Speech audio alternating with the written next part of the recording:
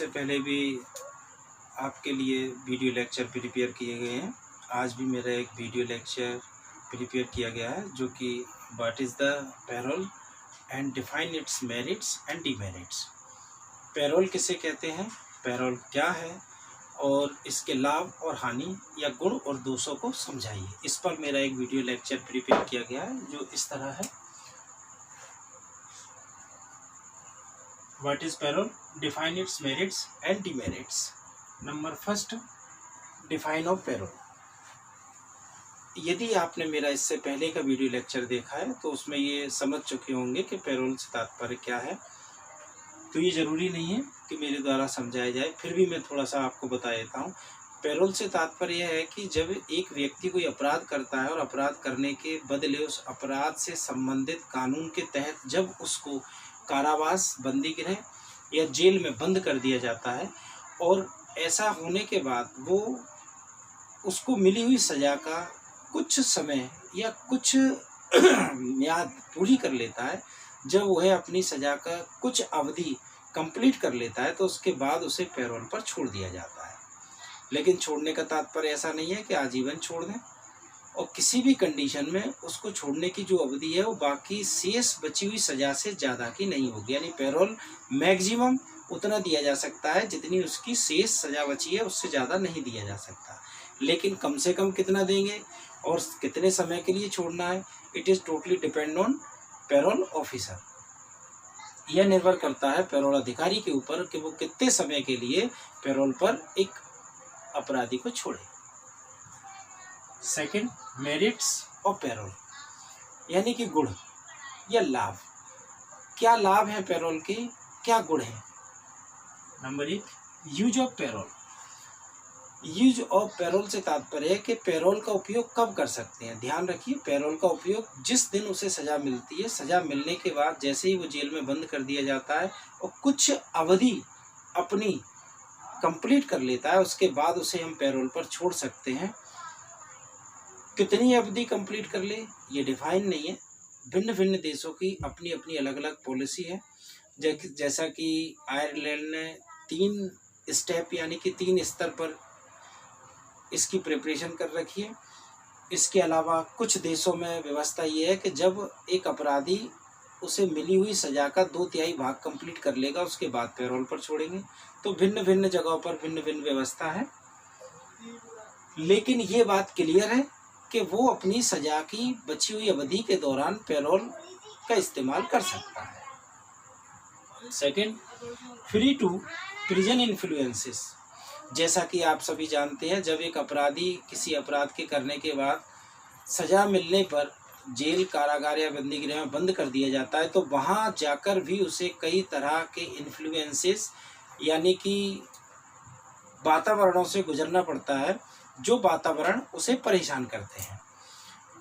यानी कि जैसा कि मैंने आपको बताया था, सेक्सुअल क्राइम भी उनके साथ होते हैं, मारपीट भी होती है, उनके साथ छीना झपटी भी होती है और उनसे भिन्न भिन्न तरीके के काम भी बंदी गृह या कारागार में कराए जाते हैं। इन सभी परिस्थितियों से उन्हें गुजरना पड़ता है, तो पेरोल की अवधि के दौरान वे सभी इन सभी बातों से बच जाते हैं।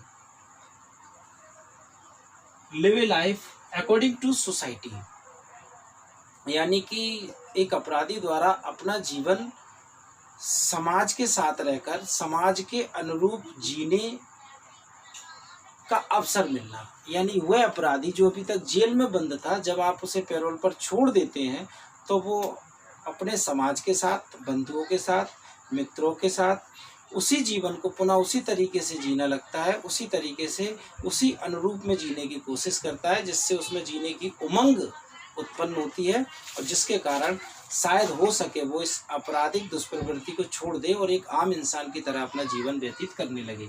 ये बहुत बड़ा लाभ है पेरोल का।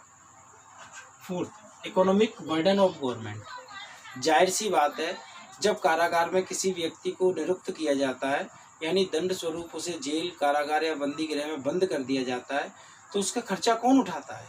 उसके परिवारजन, उसके समाज या वे लोग जो उससे परिचित हैं? नहीं, इनमें से कोई भी व्यक्ति उनका खर्चा नहीं उठाता है, उसका खर्चा सरकार उठाती है। तो अगर हम देखें तो इनडायरेक्टली बात सामने आ रही है कि सरकार पर कहीं ना कहीं प्रत्येक व्यक्ति का लोड है, इकोनॉमिकल बर्डन। उनका खाने का खर्चा, कपड़े का खर्चा, रहने की व्यवस्था, ये सारी व्यवस्था सरकार के ऊपर निर्भर करती है। तो अगर पैरोल पर किसी व्यक्ति को छोड़ा जाता है, जितने समय के लिए छोड़ा जाता है उतने समय के लिए गवर्नमेंट का इकोनॉमिकल बर्डन कम होता है। Point third, demerits of parole. Parole के दोष क्या हैं, क्या कमियां हैं पैरोल में? जब एक व्यक्ति को पैरोल पर छोड़ते हैं तो उसके लाभ हमने देख लिए, अब उसमें कमियां क्या हैं ये देखने की बात है। Number first, not a connectivity. कई बार ऐसा देखने को मिलता है कि जब एक अपराधी को पैरोल पर कुछ समय के लिए छोड़ा गया और उससे उसके पैरोल अधिकारी ने मिलने की कोशिश की, बात करने की कोशिश की, तो उसे मिलने में कठिनाई आती है, कई बार उससे मिलना नहीं हो पाता है। ऐसी स्थिति में संदेह उत्पन्न होता है कि कहीं वह अपराधी भाग तो नहीं गया, कहीं कोई और अपराध तो नहीं कर रहा है। तो उसके और पैरोल ऑफिसर के बीच में कनेक्टिविटी कई बार नहीं होती है, ये दोष है। Second, behaviour of criminal. कभी कभी ऐसी शंका उत्पन्न होती है कि जिस व्यक्ति को, जिस अपराधी को हमने पैरोल पर छोड़ा है, कहीं वह व्यक्ति व्यवहार से बदला है या नहीं बदला है। ऐसा तो नहीं है कि उसका वही व्यापार पुनः अपराध करने की ओर जागृत हो रहा है, अपराधियों से मिल रहा हो, आगे किसी अपराध के संबंध में रणनीति बना रहा हो। Third, again crime. जैसा कि मैंने अपने पिछले पॉइंट में आपको भी बताया है, सेकंड नंबर में, कि उसके व्यवहार को देखने की बहुत ज़रूरत होती है। ऐसी स्थिति में थर्ड पॉइंट भी ये कहता है कि कहीं ऐसा तो नहीं है कि वो व्यक्ति कहीं दोबारा कोई अपराध कर बैठे। कई बार ऐसा हुआ है कि कुछ लोगों को पैरोल पर छोड़ा गया और बाद में पता चला उन्होंने एक नया अपराध किया। Fourth point, role of parole officer. अगर हम ध्यान दें तो एक बात ध्यान देने लायक है कि पैरोल पर छोड़ते समय प्रत्येक व्यक्ति को पैरोल ऑफिसर की एक बहुत बड़ी जिम्मेदारी होती है, बहुत बड़ा बर्डन होता है उसके ऊपर कई सारे अधिकार तो होते ही हैं, साथ में कई सारे कर्तव्य आरोपित होते हैं। अगर पैरोल ऑफिसर उदासीन है, उदासीनता है, तो दिक्कतें आ सकती हैं। पैरोल पर छोड़ा हुआ व्यक्ति भाग सकता है और कोई भी जघन्य अपराध कर सकता है। तो role of parole officer, it is a very important.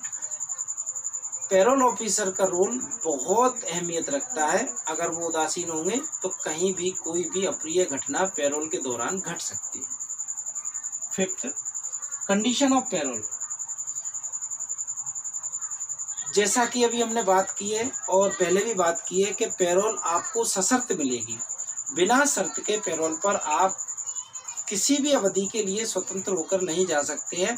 अर्थात आपको अगर स्वतंत्र होकर पैरोल पर जाना है तो कुछ शर्तों का आबंधन आपके ऊपर रहेगा, आपको उन शर्तों का पालन करना होगा। लेकिन भाग्य की विडंबना है कि जिस अपराधी को हम पैरोल पर छोड़ते हैं, कई बार ऐसा देखने में आया है कि अपराधी को वो शर्तें परेशान करती हैं। अपराधी अपने ऊपर शर्तों का अधिरोपण नहीं चाहता है। वो नहीं चाहता है कि मेरे ऊपर कुछ शर्तें आरोपित की जाएं, मुझे बार बार बुलाया जाए थाने में, मुझे मिला जाए, मुझे परेशान किया जाए। और ऐसी स्थिति में यहाँ पैरोल के डीमेरिट्स हमारे सामने आते हैं। प्रिय विद्यार्थियों, मेरे द्वारा आपको निकट भविष्य में भी इसी तरह वीडियो लेक्चर प्रोवाइड होते रहेंगे और अपलोड होते रहेंगे और उम्मीद करता हूँ मेरे प्रत्येक वीडियो लेक्चर से आपको लाभ मिलता रहेगा। धन्यवाद।